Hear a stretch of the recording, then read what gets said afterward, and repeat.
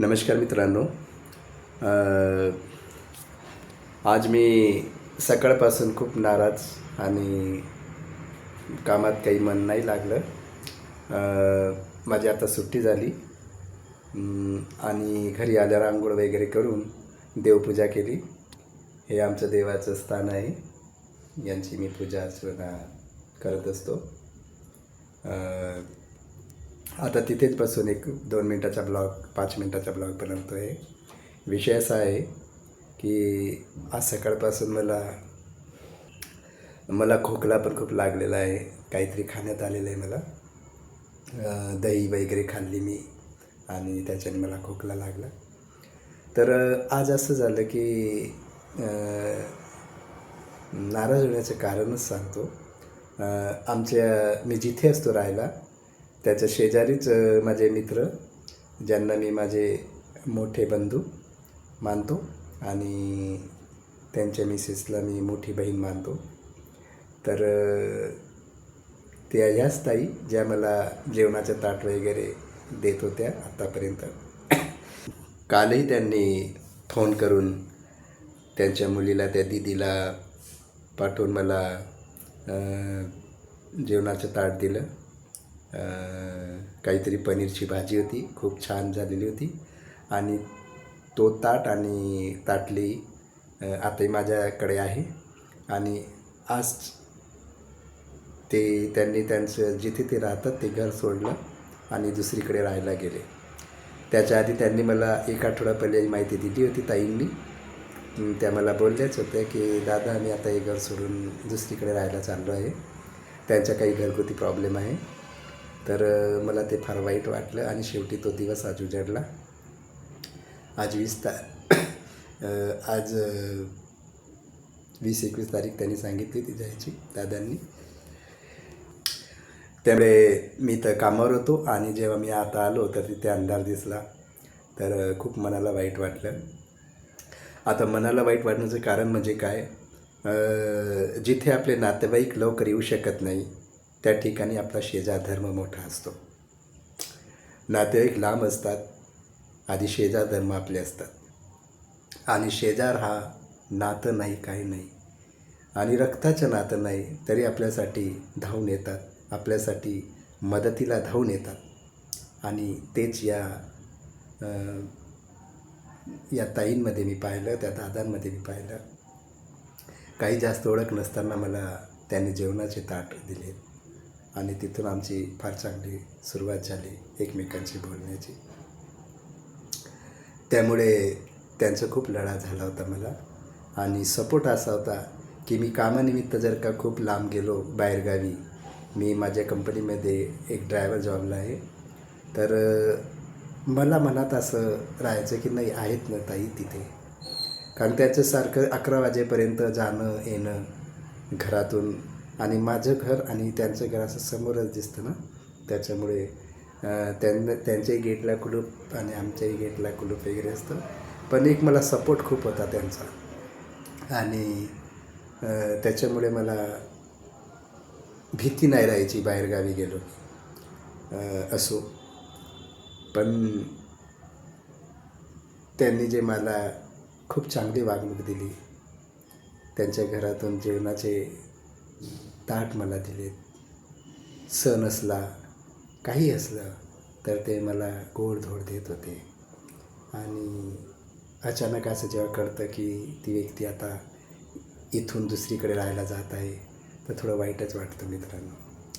त्यांचं नाव पाईकराव दादा आहे.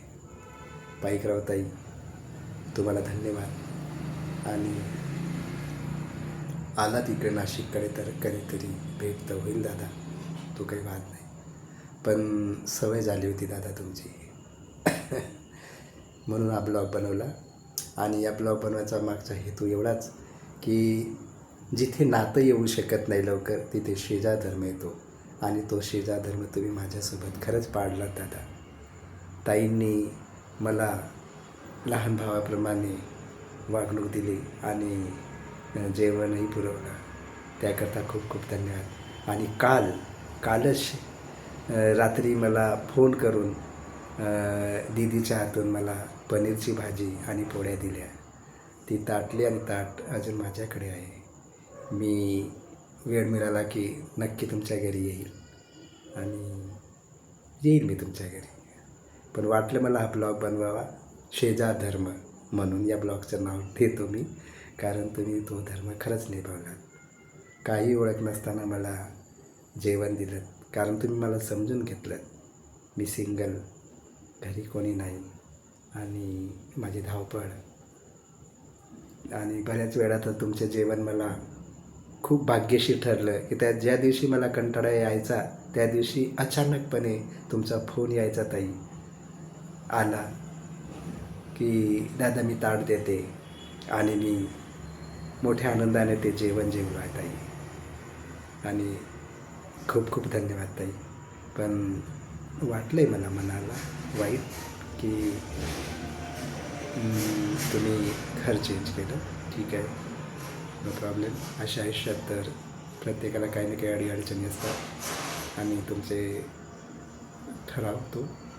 पण एक तुमचा चांगुलपणा आणि तुमच्या स्वभावामुळे सवय झाली होती मला. थँक्यू सो मच पाईकराव दादा. तुम्हाला नमस्कार आणि ताईंना खूप खूप नमस्कार आणि त्या दोघं दीदींना माझा आशीर्वाद. ठीक आहे, मी आता ब्लॉग इथे संपवतो आणि आता मी स्वयंपाक करतो आणि जेवण करतो. Good night. Thank you so much. मित्रांनो, एक विषय राहिला. माझ्या मागे जे तुम्ही बघतायत डायग्राम, हा घरांचा, हा साधासुद्धा डायग्राम नाही. हा विषय मी एक दिवस करेल तुम्हाला. हे मी माझ्या हातून बनवलेले एक छोटेसे बनवलेले आहे. ही कला माझ्याकडे आहे. हे जे घर आहे या घराविषयी मी तुम्हाला एक दिवस नक्की विषय करेल. हे घर आहे आणि हे मी हाताने बनवलेलं आहे. तर एक दिवस असा स्पेशल भाग बनवेल मी या घरांविषयी, कारण हे फार महत्त्वपूर्ण डायग्राम बनवले आहेत मी. असे घर आहेत. ठीक आहे. तर मित्रांनो, गुड नाईट, शुभरात्री, आनंदी राहा आणि आमचे पाईकराव दादांसारखे तुमचे बाजूला शेजारी असतील तर खूप छान. मी फक्त शेजार धर्म काय या विषयाकरता हा ब्लॉग बनवला. Thank you so much. माझे ब्लॉग बघत राहा. मला मित्रांनो सबस्क्राईब करा आणि शेअर करा आणि मॅसेजही पाठवा आणि मला खूप वर यूट्यूबमध्ये घेऊन चला. मी तुम्हाला असेच व्हिडिओ देत राहील आणि खूप तुमच्याशी संघटित राहील. थँक्यू सो मच माझ्या यूट्यूब बघणाऱ्यांना आणि सगळ्यांना. आणि पाईकराव ताई, तुम्हाला परत एकदा धन्यवाद. आणि मी नक्की तुमच्याकडे चहा प्यायला येईल. मला चहा खूप आवडतो ताई. आणि तुम्ही मला 2-1 वेळा बोलला होता की दादा चहा घ्या, पण तेव्हा मी नेमकं जेवणाच्या वेळेला यायचो ना ताट घ्यायला, तर मी स्वतःहून तुमच्या घरी चहा प्यायला येईल ताई. तुम्ही माझ्या बहिणीसारख्याच माझी काळजी घेतली 2 ते 3 वर्ष. थँक्यू सो मच दादा. तुम्हालाही धन्यवाद. थँक्यू.